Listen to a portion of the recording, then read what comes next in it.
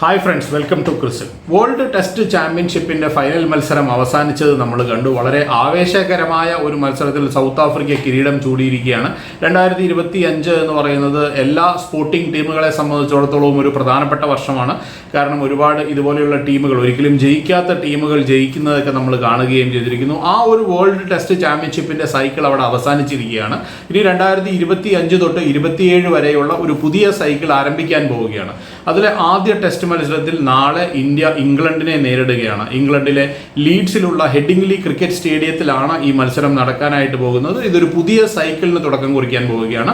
5 test മത്സരങ്ങളുടെ പരമ്പരയ്ക്കായിട്ടാണ് India ഇംഗ്ലണ്ടിൽ എത്തിയിരിക്കുന്നത്. ഇനി കുറച്ചു കാലം മഴക്കാലമാണെന്ന് നമുക്കറിയാം. ആ മഴക്കാലത്ത് വൈകുന്നേരം ഒരു 3:30 മണിയാകുമ്പോഴാണ് ഇംഗ്ലണ്ടിൽ ടെസ്റ്റ് മത്സരങ്ങൾ ആരംഭിക്കുന്നത്, ഇന്ത്യൻ സമയം.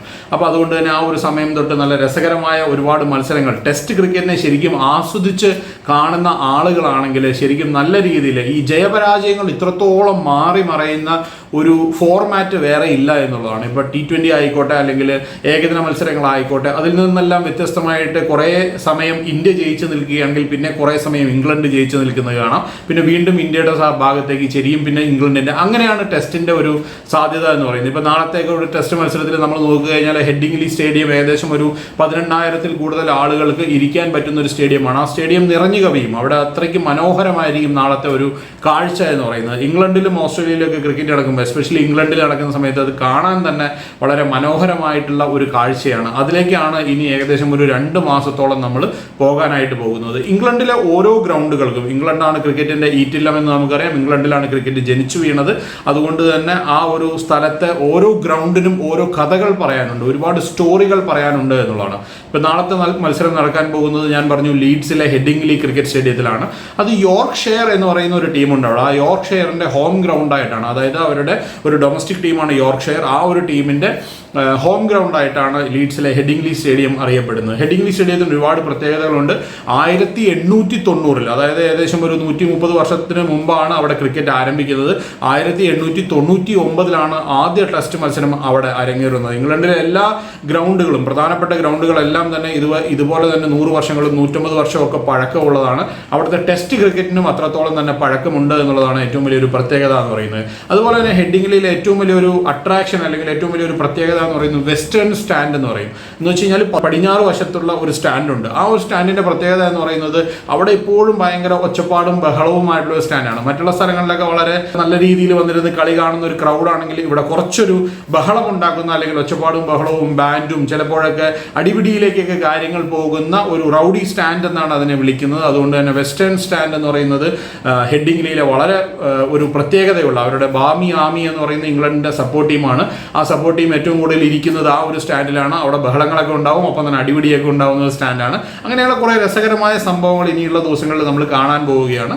ഞാൻ ഈ പറഞ്ഞതുപോലെ തന്നെ ഹെഡിംഗ്ലിയിലെ ആ ഒരു ഗ്രൗണ്ടിന്റെ ഏറ്റവും വലിയ പ്രത്യേകത എന്ന് പറയുന്നത് ഇംഗ്ലണ്ടിലെ ഏറ്റവും നല്ല ഒരു ബാറ്റിംഗ് വിക്കറ്റാണ് ഇത് എന്നുള്ളതാണ്. കാരണം എന്താണെന്ന് വെച്ച് കഴിഞ്ഞാൽ ഈ 5 ദിവസവും നല്ലപോലെ ബാറ്റിങ്ങിനെ തുണയ്ക്കുന്ന ഒരു പിച്ചാണ് ഹെഡിംഗ്ലിയുടേത്. സാധാരണയായിട്ട് ആദ്യ ദിവസത്തിൽ എല്ലാ ടെസ്റ്റ് മത്സരങ്ങളിലും ആദ്യ ദിവസം കുറച്ച് പ്രശ്നങ്ങളുണ്ടാവും. ആ ഒരു പ്രശ്നം ഇവിടെയും ഉണ്ടാവും. ആദ്യ ദിവസത്തിൽ ബോൾ നല്ലപോലെ മൂവ് ചെയ്യാനുള്ള സാധ്യതയുള്ള ഒരു ഗ്രൗണ്ടാണ് ഹെഡിംഗ്ലിയുടെ. അതുപോലെ തന്നെ പിച്ചും അങ്ങനെ തന്നെയാണ്.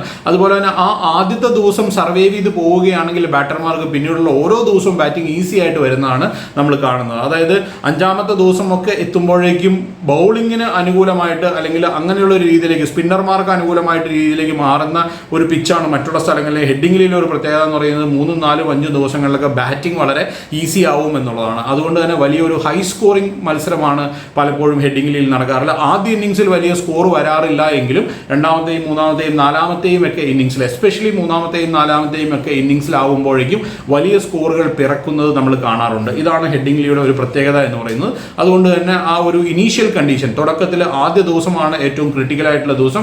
ആ ദിവസം നല്ലപോലെ ബാറ്റ് ചെയ്യാനായിട്ട് ഏത് ടീമിനാണോ സാധിക്കുന്നത് അവർക്കാണ് കൂടുതൽ സാധ്യതയുള്ളത് എന്ന് പറയാറുണ്ട്.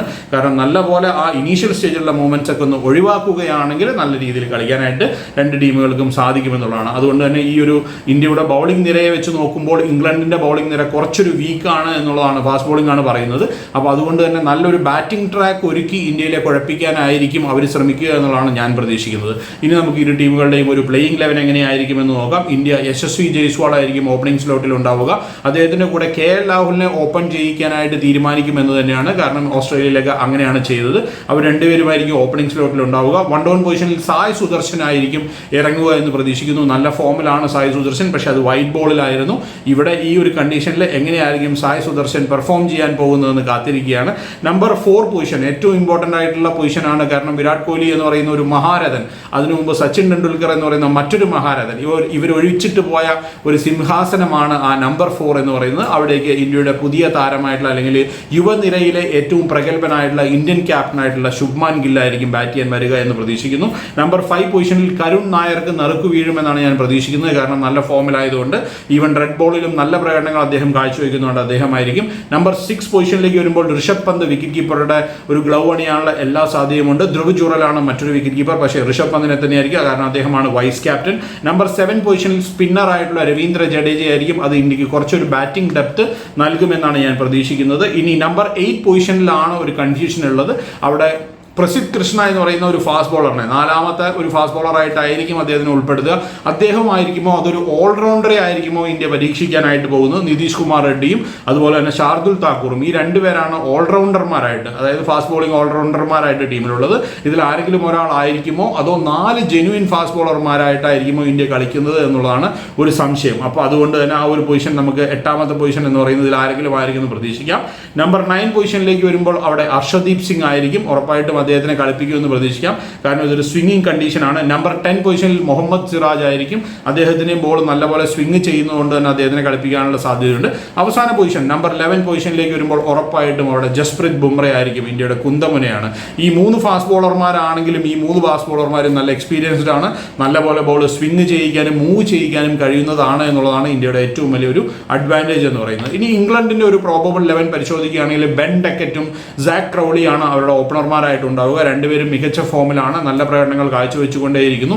നമ്പർ 3 പൊസിഷനിലാണ് അവരുടെ ഏറ്റവും പ്രധാനപ്പെട്ട ബാറ്ററായിട്ടുള്ള ജോ റൂട്ട് ബാറ്റ് ചെയ്യുന്നത്. നല്ല ഫോമിലാണ് ജോ റൂട്ട് ബാറ്റ് ചെയ്യുന്നത്. നമ്പർ 4 പൊസിഷനിൽ ഹാരി ബ്രൂക്ക്, നല്ല ഒരു താരമാണ് ഹാരി ബ്രൂക്ക് എന്ന് നമുക്കറിയാം. അതുപോലെ തന്നെ നമ്പർ 5 പൊസിഷനിൽ ബെൻ സ്റ്റോക്സ്, ഒരു ഓൾറൗണ്ടറാണ്, ഒരു ഫാസ്റ്റ് ബോളിംഗ് ഓൾറൗണ്ടർ ആയിട്ടുള്ള അവരുടെ ഏറ്റവും പ്രധാനപ്പെട്ട മറ്റൊരു താരമാണ് ബെൻ സ്റ്റോക്സ്. നമ്പർ 6 പൊസിഷനിൽ ജേക്കബ് ബദൽ ആയിരിക്കുമോ അതോ ഒലി പോപ്പ് ആയിരിക്കുമോ എന്നുള്ളതാണ് ഒരു സംശയം. ജേക്കബ് ബദലിന് നറുക്ക് വീഴാനുള്ള ഒരേ ഒരു സാധ്യത എന്ന് പറയുന്നത് അദ്ദേഹം ഒരു ലെഫ്റ്റ് ഹാൻഡർ ആണ് എന്നുള്ളതാണ്. ഒലി പോപ്പ് അതുപോലെ തന്നെ സ്ഥിരമായിട്ട് അവരുടെ ടീമിൽ കളിക്കുന്ന ഒരു താരമാണ്. നമ്പർ 7 പൊസിഷനിൽ ജാമി സ്മിത്ത് എന്ന് പറയുന്ന വിക്കറ്റ് കീപ്പർ ബാറ്റർ ആയിരിക്കും. അദ്ദേഹമായിരിക്കും ആ ഒരു പൊസിഷനിൽ ഉണ്ടാവുക. നമ്പർ 8 പൊസിഷനിൽ ക്രിസ് വോക്സ്, ബോൾ നല്ലപോലെ സ്വിംഗ് ചെയ്യിക്കുന്ന ബൗളറാണ് ക്രിസ് വോക്സ് എന്ന് എല്ലാവർക്കും അറിയാം. അദ്ദേഹമായിരിക്കും ഉണ്ടാവുക. നമ്പർ 9 പൊസിഷനിൽ സാം കുക്ക് എന്ന് പറയുന്ന ഒരു പുതുമുഖ താരമാണ്. എസെക്സിന്റെ ഫാസ്റ്റ് ബോളറാണ് അദ്ദേഹം. എസെക്സിന് വേണ്ടി കൗണ്ടി ക്രിക്കറ്റിൽ ഒരുപാട് വിക്കറ്റുകൾ എടുക്കുന്ന ഒരു ബോളറാണ് സാം കുക്ക്, അദ്ദേഹമായിരിക്കും. അതുപോലെ തന്നെ നമ്പർ 10 പൊസിഷനിൽ ജോഷ് ടങ്ക് ആയിരിക്കും. അപ്പോൾ ഇന്ത്യ എയുമായിട്ടുള്ള മത്സരത്തിൽ ഒരു മികച്ച ബൗളിംഗ് പ്രകടനം കാഴ്ചവെക്കാനായിട്ട് ടങ്കിന് സാധിച്ചിരുന്നു. അദ്ദേഹം തന്നെ ആയിരിക്കും എന്ന് പ്രതീക്ഷിക്കുന്നു. നമ്പർ 11 പൊസിഷനിൽ ഷോയബ് ബഷീർ എന്ന് പറയുന്ന ഓഫ് സ്പിന്നറാണ്. അദ്ദേഹമായിരിക്കും ഒരു സ്പിന്നറായിട്ട് ടീമിലുണ്ടാവുക. അല്ലെങ്കിൽ ജേക്കബ് ബദലിനെ അവർക്ക് ഒരു പാർട്ട് ടൈം സ്പിന്നറായിട്ട് ഉപയോഗിക്കാനായിട്ട് സാധിക്കുകയും ചെയ്യും. ഇതാണ് അവരുടെ ഒരു പ്രോബബിൾ 11 എന്ന് പറയുന്നത്. ബ്രൈഡൻ കാർസ് ടീമിലുണ്ട്. ഇതിലേതെങ്കിലുമൊക്കെ ഒരു പൊസിഷനിൽ ബ്രൈഡൻ കാർസ് കളിച്ചാലും അത്ഭുതപ്പെടാനില്ല എന്നുള്ളതാണ് എൻ്റെ അഭിപ്രായം എന്ന് പറയുന്നത്. ഇനി പ്രധാനപ്പെട്ട കാര്യം എന്ന് പറയുന്നത് ഇരു ടീമുകളുടെയും ഒരു ശക്തിയും ദൗർബല്യവും ഒക്കെ പരിശോധിച്ചു നോക്കുകയാണെങ്കിൽ ഇന്ത്യൻ ടീമിനെ സംബന്ധിച്ചിടത്തോളം ഇന്ത്യയുടെ ബാറ്റിംഗ് നിര എന്ന് പറയുന്നത് താരതമ്യേന ഒരു പുതുമുഖങ്ങളുടെ ബാറ്റിംഗ് നിരയാണ്. അതായത് എക്സ്പീരിയൻസ്ഡ് അല്ലാത്ത ഒരുപാട് താരങ്ങൾ ഇന്ത്യൻ നിരയിലുണ്ട് എന്നുള്ളതാണ് ഇതിൻ്റെ ഏറ്റവും വലിയൊരു പ്രത്യേകത എന്ന് പറയുന്നത്. സായ് സുദർശൻ, കരുൺ നായർ കുറേ നാളുകൾക്ക് ശേഷമാണ് കളിക്കുന്നത്. സായ് സുദർശൻ ഒരു പുതുമുഖ താരമാണെന്ന് നമുക്കറിയാം. അതുപോലെ തന്നെ മറ്റുള്ള താരങ്ങളെയൊക്കെ നമ്മൾ നോക്കിക്കഴിഞ്ഞാൽ KL രാഹുൽ ഒഴിച്ചു നിർത്തിയ എല്ലാവരും തന്നെ യങ്സ്റ്റേഴ്സാണ്. അപ്പോൾ അതുകൊണ്ട് തന്നെ ആ ഒരു ബാറ്റിംഗ് നിരക്ക് എക്സ്പീരിയൻസിൽ കുറച്ച് കുറവുണ്ട് എന്നുള്ളതാണ് എൻ്റെ ഒരു അഭിപ്രായം. പക്ഷേ ഫാസ്റ്റ് ബോളിംഗ് ഡിപ്പാർട്ട്മെന്റിലേക്ക് വരുമ്പോൾ മികച്ച ഫാസ്റ്റ് ബോളർമാരാണ് ഇന്ത്യക്കുള്ളത് എന്ന് പറയാതിരിക്കാനാവില്ല.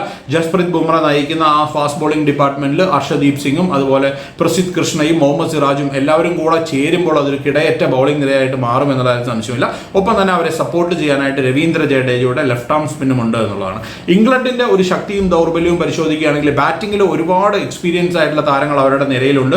ജോ റൂട്ടും ഹാരി ബ്രൂക്കും ബെൻ സ്റ്റോക്സും അതുപോലെ ഓപ്പണിംഗ് സ്ലോട്ടിൽ വരുന്ന ബെൻ ഡക്കറ്റും സാക് ക്രൗളിയും എല്ലാവരും തന്നെ നല്ലപോലെ റൺസ് കണ്ടെത്തിയും അവരുടെ കണ്ടീഷൻസിൽ കളിക്കുന്നത് കൊണ്ട് തന്നെ ഒരു അറ്റാക്കിംഗ് ക്രിക്കറ്റ്, ബാസ്ബോൾ ക്രിക്കറ്റ് എന്നാണ് അവരതിന് പറയുന്നത്, അറ്റാക്കിംഗ് ക്രിക്കറ്റ് കളിക്കാനായിട്ടായിരിക്കും അവർ താല്പര്യപ്പെടുക. അതുകൊണ്ട് കൂടിയാണ് ഞാൻ പറയുന്നത് ഇതൊരു ഫ്ലാറ്റ് ട്രാക്കിലായിരിക്കും, നല്ല ബാറ്റിംഗ് ട്രാക്കിലായിരിക്കും കളിക്കാൻ പോകുന്നത് എന്നുള്ളതാണ് ഞാൻ പ്രതീക്ഷിക്കുന്നത്. കാരണം ഒരു സീമിങ്ങിനൊക്കെ ഹെൽപ്പ് ചെയ്യുന്ന വിക്കറ്റിലാണെങ്കിൽ ഇന്ത്യൻ ഇന്ത്യൻ സീമർമാർ പഴയ പോലെയല്ല, നല്ലപോലെ ബോൾ ചെയ്യാനുള്ള സാധ്യത കൊണ്ടുകൊണ്ട് ആ റിസ്ക് എടുക്കാനായിട്ട് ഇംഗ്ലണ്ട് ശ്രമിക്കില്ല എന്നാണ് ഞാൻ കരുതുന്നത്.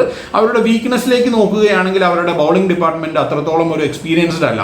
ക്രിസ് വോക്സിനെ ഒഴിച്ചു നിർത്തി കഴിഞ്ഞാൽ, അല്ലെങ്കിൽ ബെൻ സ്റ്റോക്സ് ഒരു ഓൾറൗണ്ടറാണ്, അദ്ദേഹത്തിനെ ഒഴിച്ചു നിർത്തി കഴിഞ്ഞാൽ ഇപ്പോൾ സാം കുക്ക് ആയിക്കോട്ടെ, അല്ലെങ്കിൽ ജോഷ് ടങ് ആയിക്കോട്ടെ, ഷോയബ് ബഷീർ ആയിക്കോട്ടെ, ആരും തന്നെ ഒരു എക്സ്പീരിയൻസ്ഡ് ആയിട്ടുള്ള ബൗളർമാരല്ല എന്നുള്ളതാണ് അവരെ അലട്ടുന്ന ഒരു പ്രധാനപ്പെട്ട പ്രശ്നം എന്ന് പറയുന്നത്. അപ്പോൾ ഇതാണ് ഇരു ടീമുകളുടെയും ഒരു ശക്തിയും ദൗർബല്യവും എന്ന് പറയുന്നത്. ഇനി നമ്മുടെ അവസാനത്തെ ഒരു സെഗ്മെന്റ് ആയിട്ടുള്ള ഫാന്റസി പിക്കിലേക്ക് നമ്മൾ പോവുകയാണ്. KL രാഹുൽ എക്സ്പീരിയൻസ്ഡ് ആയിട്ടുള്ള താരമാണ്, സ്വിംഗിങ് കണ്ടീഷനിലൊക്കെ മനോഹരമായിട്ട് ബാറ്റ് ചെയ്യുന്ന ഒരു താരമായതുകൊണ്ട് അദ്ദേഹത്തിനെ ഉൾപ്പെടുത്തുന്നു. ശുഭ്മാൻ ഗില്ലിനെ ഉൾപ്പെടുത്തിയാണ്, നല്ല കോൺഫിഡൻസിലാണ് ശുഭ്മാൻ ഗിൽ. യശസ്വി ജയ്സ്വാളിനെയും ഞാൻ ഈ ടീമിലേക്ക് എടുക്കുകയാണ്. അതുപോലെ തന്നെ ജസ്പ്രീത് ബുംറയെ നമുക്ക് ഒഴിവാക്കാൻ സാധിക്കില്ല എന്ന് നമ്മളെപ്പോഴും പറയാറുണ്ട്, അദ്ദേഹത്തിന് ഉൾപ്പെടുന്നു. മുഹമ്മദ് സിറാജ് ബോൾ നല്ലപോലെ സ്വിംഗ് ചെയ്യുന്നതുകൊണ്ട് അദ്ദേഹത്തിനെയും ഞാൻ ഉൾപ്പെടുത്തുകയാണ്. ഇംഗ്ലണ്ട് നിരയിലേക്ക് വരുമ്പോൾ ബെൻ ടെക്കറ്റിനെയും ഞാൻ ഉൾപ്പെടുത്തുകയാണ്, അദ്ദേഹം നല്ല ഫോമിലാണ്. ജോ റൂട്ടിനെ ഉൾപ്പെടുത്തുന്നു, എല്ലാ കണ്ടീഷൻസിലും നല്ലപോലെ ബാറ്റ് ചെയ്യുന്നു. ഹാരി ബ്രൂക്കിനെ ഞാൻ ഉൾപ്പെടുത്തുകയാണ്, മികച്ച ഫോമിലാണ്. ബെൻ സ്റ്റോക്സിനെ ബോൾ കൊണ്ടും ബാറ്റ് കൊണ്ടും നല്ല പ്രകടനങ്ങൾ കാഴ്ചവെക്കാൻ സാധ്യതയുള്ളതുകൊണ്ട് ബെൻ സ്റ്റോക്സിനെ ഉൾപ്പെടുന്നു. ക്രിസ് ഫോക്സ് മനോഹരമായിട്ട് ബോൾ സ്വിംഗ് ചെയ്യിക്കുന്ന ഒരു ബോളറാണെന്ന് ഞാൻ പറഞ്ഞു, അതുകൊണ്ട് തന്നെ അദ്ദേഹത്തിനെയും ഉൾപ്പെടുത്തുകയാണ്. ഷോയബ് ബഷീറിനെയും ഞാൻ ഉൾപ്പെടുത്തുകയാണ്. ഷോയബ് ബഷീറിന് പകരമായിട്ട് ഏതെങ്കിലും ഒരു ഫാസ്റ്റ് ബോളറിനെ ഉൾപ്പെടുത്തണമെന്നുണ്ട്, പക്ഷേ ആരായിരിക്കും കളിക്കാൻ പോകുന്നത് എന്നുള്ളതൊരു ഡൗട്ട് കാരണമാണ് ഞാൻ ഷോയബ് ബഷീറിനെ ഉൾപ്പെടുത്തുന്നത്.